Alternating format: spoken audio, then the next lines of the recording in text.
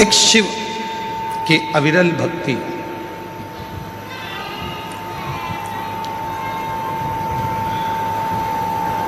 और भगवान देवादिदेव महादेव का जो भजन है, भगवान देवादिदेव महादेव का जो स्मरण है,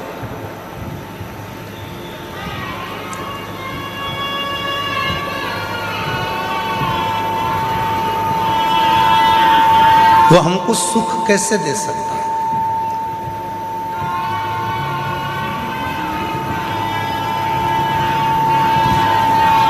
33 कोटि देवता में केवल एक देवादिदेव महादेव हैं जो आपसे कभी कोई वस्तु की चाह नहीं रखते।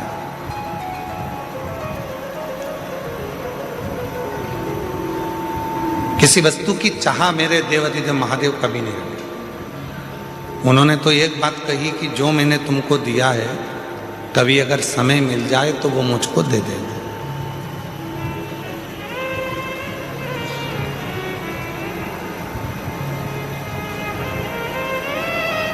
और भगवान देवादिदेव महादेव ने हमको क्या दिया? ये चित्त, ये मन, ये आत्मा। ए बाबू, डबरा की कथा में आपको कहा था कि ये शरीर, धन, दौलत, संपदा, मकान, जमीन, गाड़ी, बंगला, जायदाद, ये सब दूसरे ने दिया,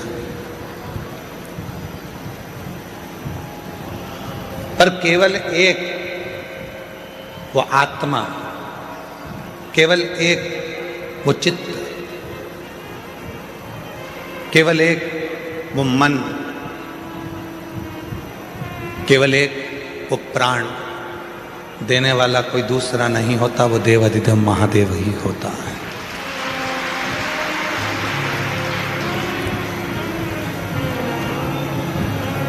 आत्मा को लिंग कहा गया, जिसको हम लोग कहते हैं आत्मलिंग। आत्मा को लिंग कहा गया, जिसको हमारे यहां कहते हैं आत्मलिंग।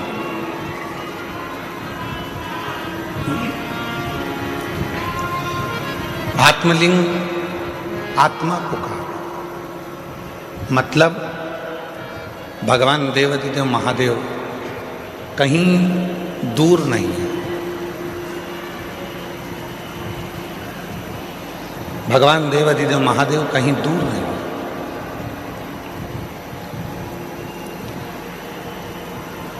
भगवान शिव तो हमारी इस आत्मा के रूप में विराजमान,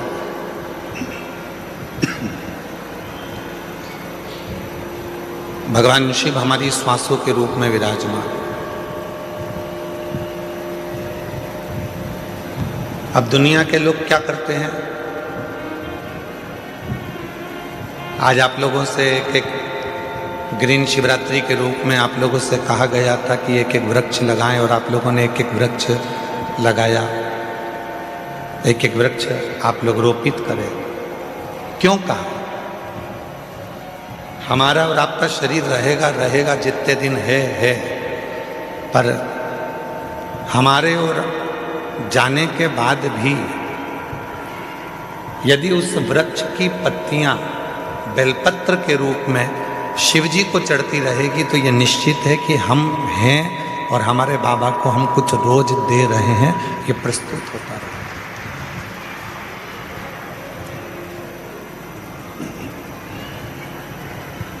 शिव दूर नहीं है। आवाज क्लियर करो, थोड़ी सी गूंज रही है, उसको क्लियर करके। और देवादिदेव महादेव दूर नहीं है।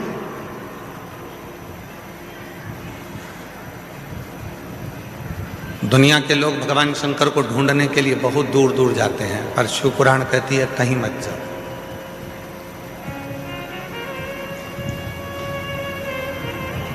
और मैंने तेरे ही भरोसे बाबा, तेरे ही भरोसे हवा बिच उड़ती जागी, बाबा डोर हटो छड़ी ना कटी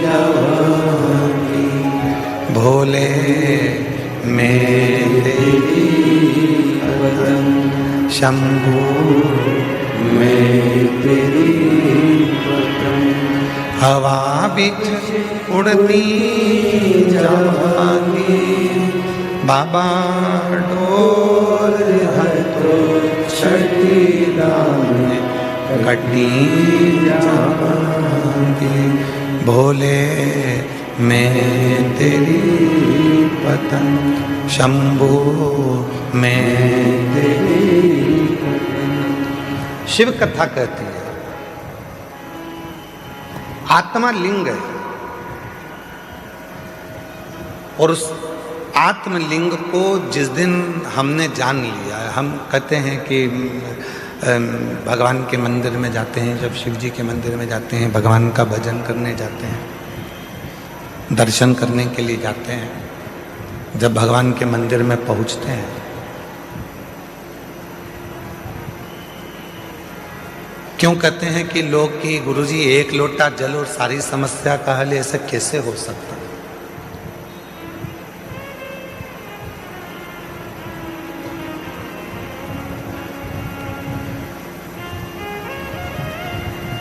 कैसे हो सकता है?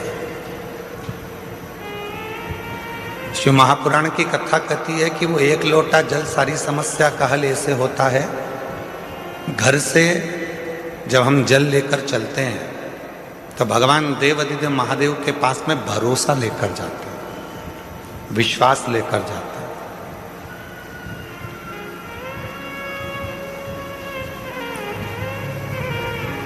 ये आत्मलिंग जब शिवलिंग के सामने जाता है और आत्मलिंग और शिवलिंग के बीच में जो जल चढ़ाया जाता है, जो जल चढ़ता है, वो आत्मलिंग और शिवलिंग के विश्वास को, भरोसे को दृढ़ कर देता है।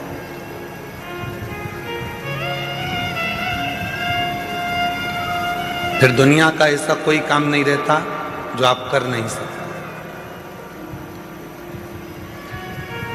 दुनिया का ऐसा कोई कार्य नहीं होगा जो आप कर नहीं पाओगे, फिर वो कार्य पूर्ण होता ही, वो कार्य सफल होता ही है।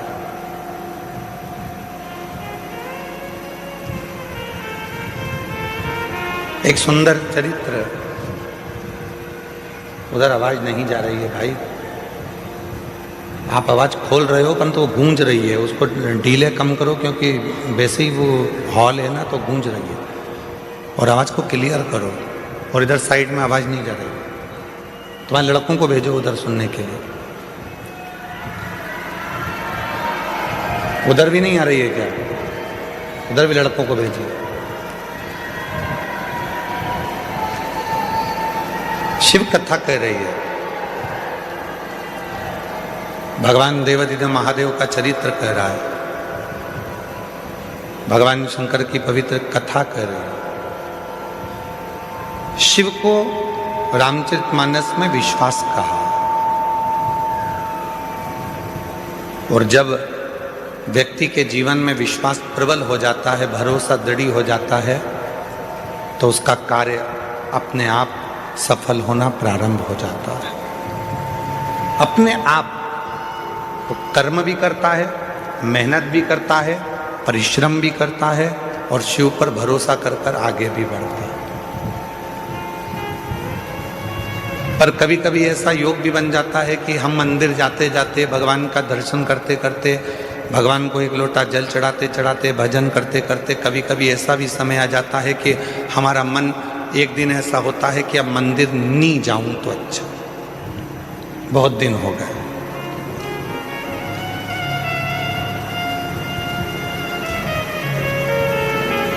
रोज कथा सुनते हो, प्रतिदिन कथा को श्रवण करते हो, और कभी कभी मन ऐसा भी कर जाता है कि अब 2, 4, 8 दिन अभी जरा मैं अभी कथा नहीं सुनूंगी, अभी मैं सीरियल देखूंगी, नाटक देखूंगी, कभी कभी मन करता है।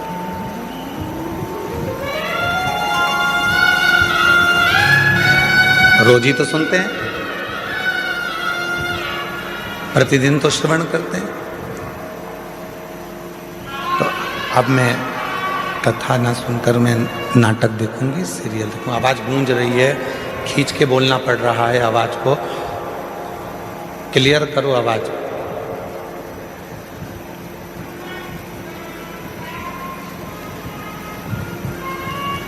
कभी कभी मन कर जाता है ऐसा कि अब मैं इतने दिन मैंने कथा सुन ली है, इतने दिन में मंदिर चली गई हूँ, इतने दिन मैंने सत्संग कर लिया, इतने दिन मैंने कीर्तन कर लिया, इतने दिन मैंने मंत्र जाप कर लिया है, इतने दिन मैंने नाम जाप कर लिया है, अब मैं थोड़े दिन नहीं करूँगी। क्यों? कभी आपने विचार करा कि ऐसा मन में भाव क्यों आ जाता है, किस लिए आ जाता है? गुरु में और भगवान में एक बहुत बड़ा अंतर है। गुरु में और परमात्मा में एक बहुत बड़ा अंतर है। गुरु में और ईश्वर में एक बहुत बड़ा अंतर है। गुरु में और भगवान में एक बहुत बड़ा अंतर है। गुरु का काम है आपको मंदिर तक भेजना। गुरु का काम है आपके हाथ में माला पकड़ाना। गुरु का काम है आपको शंकर के मंदिर तक भेजना। गुरु का काम है आपको कथा तक भेजना। गुरु का काम है आपको भजन तक भेजना। गुरु का काम है आपको मंदिर तक भेजना। और परमात्मा का काम क्या है? भगवान का काम क्या है? बिल्कुल इसके विपरीत। गुरु क्या करेगा? माला पकड़ाएगा। भगवान क्या करेगा? माल पकड़ा के माला छुड़ा देगा। गुरु क्या करेगा? मंदिर पहुंचाएगा। भगवान क्या करेगा? मंदिर से दूर हटाएगा। भगवान क्या करेगा? तुम्हें मंदिर से दूर भगाएगा। क्यों? अगर यह मंदिर आता रहेगा तो मुझे देते रहना पड़ेगा, इसलिए इसको एक बार में इतना दे देता हूं कि ये व्यस्त हो जाएगा, इतना व्यस्त हो जाएगा कि मंदिर आना छोड़ देगा तो मैं इसको देना छोड़ दूंगा। और गुरु क्या करा है? मंदिर जा। गुरु क्या करा है? एक लोटा जल चढ़ा। गुरु क्या करा है? माला पकड़। गुरु क्या करा है? कथा सुनो, रोज सुनो, 15 मिनट सुनो, 5 मिनट सुनो, 10 मिनट सुनो, 15 मिनट सुनो, 20 मिनट सुनो, पर प्रतिदिन कथा सुनो। ये गुरु कह रहा है। और भगवान क्या कर रहा है? इसको आज ऐसी फिल्म में उलझाऊंगा कि आज की कथा पूरी इसकी छुड़ा दूंगा। कथा छूटी तो कहते ना, तू बोला मैं चला। विक्रम बेताल कथा छुड़ाना।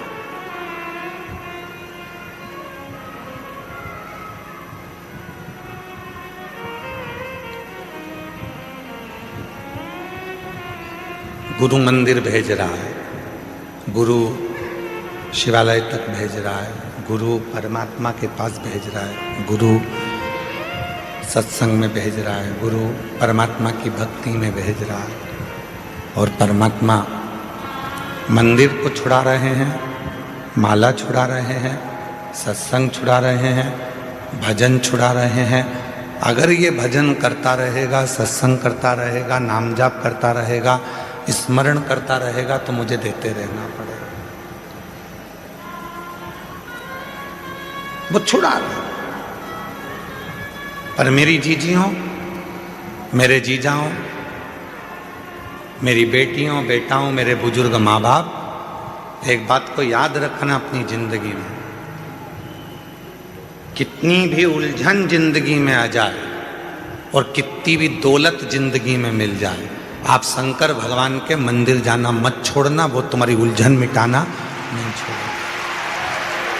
वो तुम्हें सुख भी देगा, आनंद भी देगा, खुशियाँ भी देगा, सारा वैभव भी देगा, सब कुछ प्रदान करेगा और तुम्हारे जीवन की सारे दुखों को, सारी तकलीफों को, सारे कष्टों को मिटा भी देगा।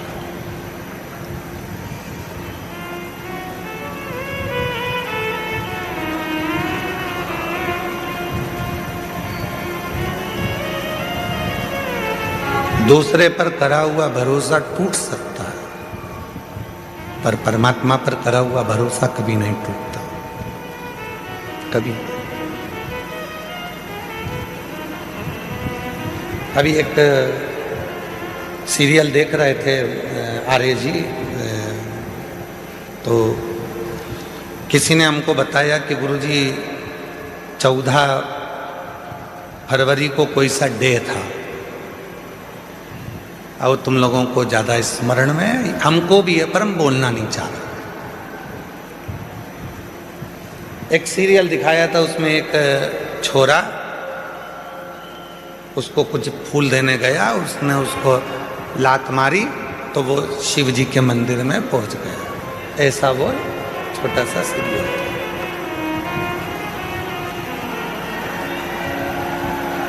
मैंने देखा कि उस सीरियल में उन्होंने लात मारी और लात मारने के बाद वो व्यक्ति शिव मंदिर चले गए।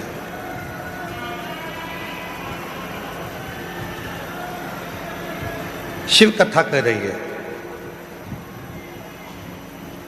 भगवान देवाधिदेव महादेव का चरित्र कह रहा है, भगवान शंकर की कथा कर रही है कि दूसरा कोई व्यक्ति हमको लात मारे तब हम शिव जी के पास में जाएं, ये ठीक नहीं है। शिव महापुराण की कथा कहती है कि इस मन को शंकर से ऐसा जोड़ लो कि किसी की सामर्थ्यता ना हो तुम्हें लात मारने की, किसी की सामर्थ्यता।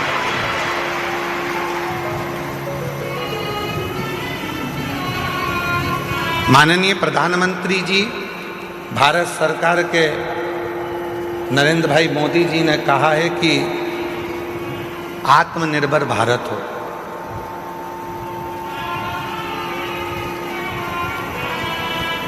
क्यों कहा आत्मनिर्भर भारत का? क्यों कहा आत्मनिर्भर भारत के लिए? आत्मनिर्भर भारत के लिए इसलिए कहा कि वो भी जानते हैं जब हम अपना खुद का कोई कार्य करेंगे, खुद की फैक्ट्री डालेंगे, खुद का कोई कार्य करेंगे, तो किसी दूसरे देश की हिम्मत नहीं होगी हमको ठोकर मारने की, बल्कि हम उनको ठोकर मार देंगे। स्वयं निर्माण करें। सभी वाद्य यंत्र जरा शांत रखें।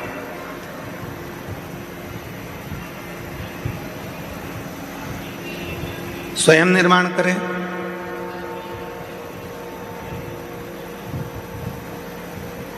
स्वयं अपना कार्य करें, किसी दूसरे की सामर्थ्य ना हो तुमको ठोकर मारने की। आप स्वयं इतने प्रबल बने। शिव महापुराण की कथा कहती है, स्वयं भगवान देवाधिदेव महादेव भगवान शंकर माता पार्वती जी से कहते हैं, पार्वती सुन, जो भक्त मेरे पास में आता है, जो मेरे पास पहुंचता है, एक लोटा जल मुझे चढ़ाता है, मैं उसको धन थोड़ा बाद में देता हूँ, मैं उसको वैभव थोड़ा बाद में देता हूँ, मैं उसको